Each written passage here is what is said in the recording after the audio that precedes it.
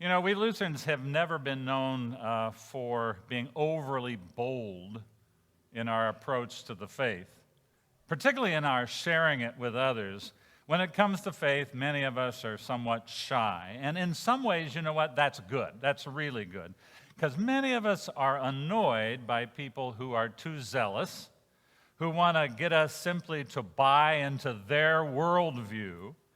Our guard goes up when we are confronted in person or on the phone by marketers whose products they are convinced will cure everything from baldness to cancer. Most of us don't like pushy car salespeople or even insurance representatives. Give us those who gently come into our lives with products for us to consider. That's the kind of thing we Lutherans generally like. We don't like pushiness. And I'm grateful. But undoubtedly, this faith thing, this life in the kingdom, as the first three gospel writers would put it, entails an awareness that we indeed, as Paula was saying in the children's sermon, are a sent people. Jesus today sends out 70 folks. Now, previously in Mark, he sent out 12 people. Now it's a larger group. Just as Moses in the book of Numbers had sent out 70 folks, he sent 70 folks, and the text says, to every town and place where he himself intended to go. To be connected to Jesus is to be sent. And it's worth knowing why this is true. I thought about this past week as I was at camp most of the week, and I'm watching these great counselors who have an amazing amount of patience with kids for 24 hours a day, more than I can actually fathom. I thought about, why do they do what they do? Why are we sent?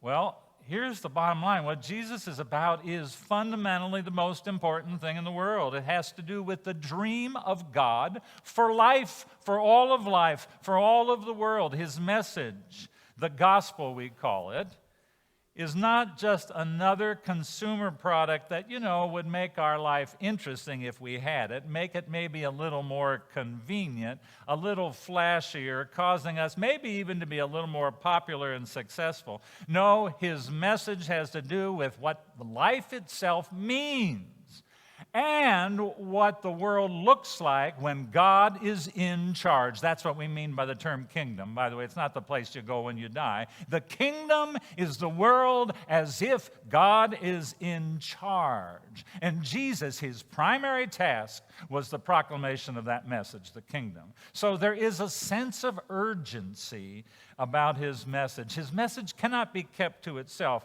It must be shared. Since it involves the whole world, it must include more and more and more. The harvest is plentiful, he says. Lots of folks need to be touched. Lots of folks need to be healed. Lots of folks need to be reached, which is why those who are connected to Jesus are a sent people. Now, it's very easy to think that the sent ones are the religious professionals. And while I value religious professionals, I happen to be one of them, there's too much work to be done to think that the professionals are the only ones who are sent. To be linked to Jesus is to be given work to do, to hear the imperative, go on your way. Now, again, that's scary for some of us. Some of us are really shy types. And some of us don't want to become like the religious zealots we know too well, the folks we work with, the folks who live next door to us, the folks who show up on television. We don't want to be like them, and we don't want to impose things on other people, and I'm grateful for that. And by the way, we're living in a time when these folks, these so-called religious folks, are everywhere, and they want to impose their agenda on lots of folks.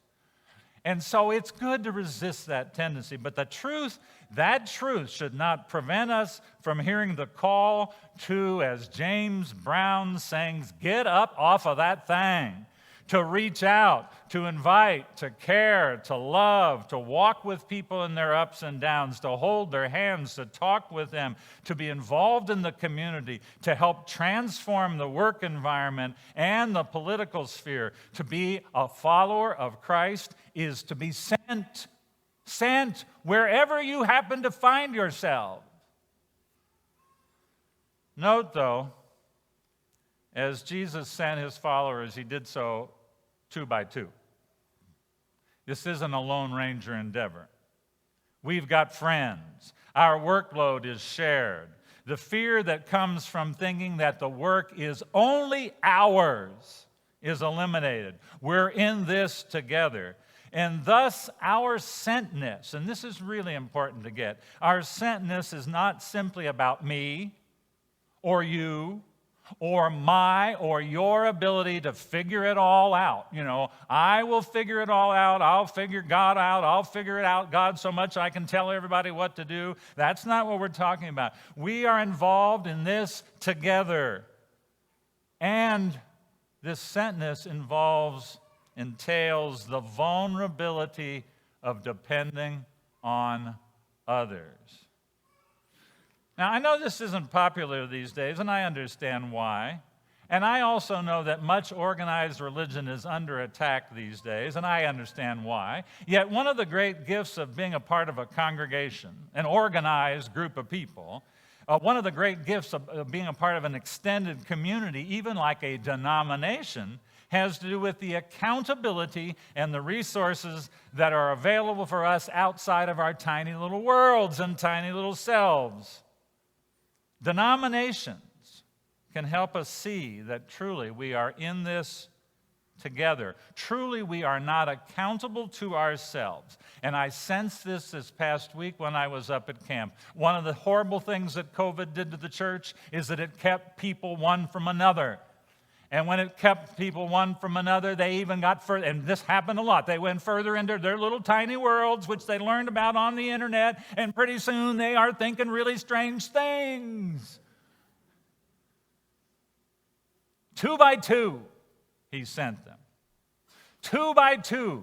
The message, by the way, is about the formation of community. They are bringing people together so that we can be in community. And the means of sharing the message is communal. 2 by 2. Now, as we recognize and welcome our sentness, we recognize that our work isn't going to be easy. That not everybody's enthralled with this kingdom life and talk. Jesus puts it bluntly, I'm sending you out like lambs into the midst of wolves. And he's just being honest here, by the way, because people can be really tough. And you may have marvelous intentions. I've learned this the hard way. You may have marvelous intentions, yet some folks will misread your intentions. They'll make it hard on you. And you got to get this too. Some people don't know what to do with love. They really don't. They don't know what to do with love. Let us be honest. We're living in a time when it is tough to do this church stuff. And what's more, we're living in a time when everybody and everything is put under a microscope. And moreover, we're living in an angry time. Those committed to the work of love must recognize that not everybody welcomes the dream of God. And I'd put it this way too, outside and even inside the church. So Jesus is saying, don't be naive. But Jesus says, don't allow opposition to move you to fear and cynicism, to close you in on yourself. In a remarkable, disconcerting statement, Jesus tells the 70, you probably didn't get how remarkable this statement is, when he says, don't carry a purse, bag, or sandals. That is to say, as you go, don't pack every kind of snack, bring every piece of clothing that will anticipate every possible need. Don't even bring money or an extra pair of shoes. Jesus' instructions highlight the disciples' vulnerability. something he's advocating. They are, and you want to understand this, they are advocating, or they are to be vulnerable enough to depend upon the hospitality of others. Most of us don't like to live that way. We want to make sure we're prepared. So when we travel place, we take 8 hours to prepare our bags so that we can make sure that every possible thing is managed. Jesus says don't live that way. He says be vulnerable enough to realize that you want to rely on the hospitality of other people. And by the way, not only are they to be vulnerable, they're to be low maintenance. Listen to what he says. Remain in the same house. Remain in the same house, eating and drinking whatever they provide. Do not move from house to house. As I get older, I find this harder and harder to do. Don't go looking for a better hotel, in other words. You got the hotel, stick with it. And don't tell your host, well, I really prefer steak over chicken. And, you know, ragu spaghetti sauce is my favorite over Prego. Can you see what you can do to bring that home? Eat what you've been given, he says. Eat what you've been given. In an entitled culture like ours, those are some challenging words. I understand this well. My wife says this about me all the time, you know, because I like food, and I like certain kinds of food. And she says I'm getting critical of everybody's food these days. And in a culture in which Myers gives us the choice of 150 brands of toothpaste and 32 types of spaghetti sauce, and in which we are encouraged to develop our own little private tastes, private wants, and private needs, Jesus is unsettling us today. Doing the work of love sometimes means learning how to live with less, how to receive others without expecting them to meet our every demand, how to be content. Contentment is a high priority for those who want to follow Jesus. And frankly, when you don't live with contentment, you'll always be searching for more.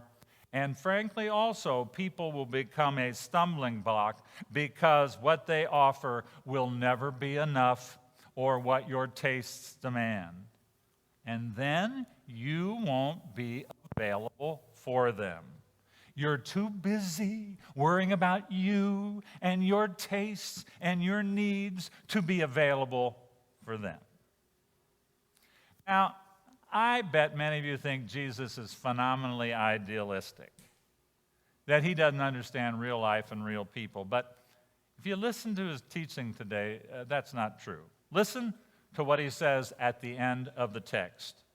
This is a great line. Whenever you enter a town and they do not welcome you, go out into its streets and say, even the dust of your town that clings to our feet, we wipe off in protest against you.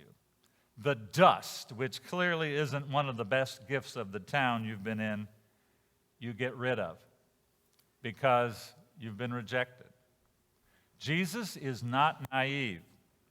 With these words, just as with his words about sending us as lambs among wolves, he demonstrates his understanding that the work of love is not easy. Some people will not receive you. Some people will make it terribly hard on you. And sometimes you will just have to move forward. You'll have to let go. Probably nothing you can do will redeem certain relationships, as hard as that is for me to admit. Now, personally, I don't think you should come to that conclusion too quickly or too easily. There have been times when I've been ready to write off people, to wipe off the dust of my feet too quickly, and I needed to hang in there with them. And if I did hang in there with them, often the consequence of patience and persistence was incredible. But there are times when you just must move on. Otherwise, your life, your mission will be crippled. Something that I've seen happen to people. They stay stuck because somebody rejected them. They don't move on in their lives because a failure in a relationship keeps them focused on the past. And that serves absolutely no one. Sometimes you got to wipe off the dust off your feet. Move on.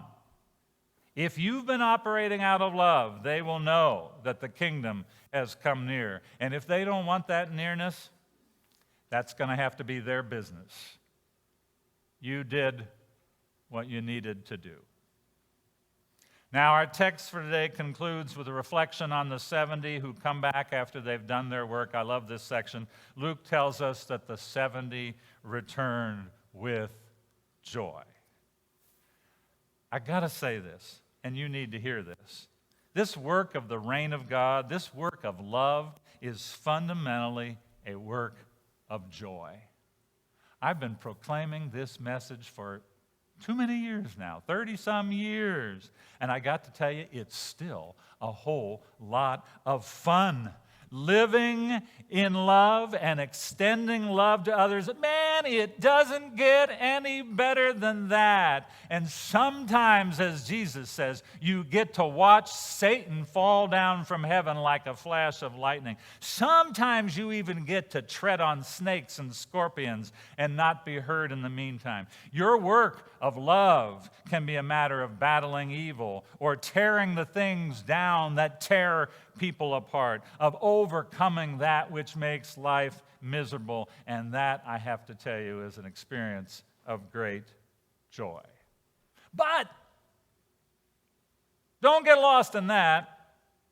Don't rejoice simply in that. Don't rejoice in your accomplishments, because you know what? They're going to come and go. Rejoice nonetheless, as Jesus says in this marvelous ending to his passage. Rejoice that your names are written in heaven. Rejoice that you are remembered, that you love, and that you are loved, and that your love counts. Rejoice that you have a space and a place. Rejoice that you have status. That is the source of real joy. And it's what enables you to get up off of that thing and go. Amen.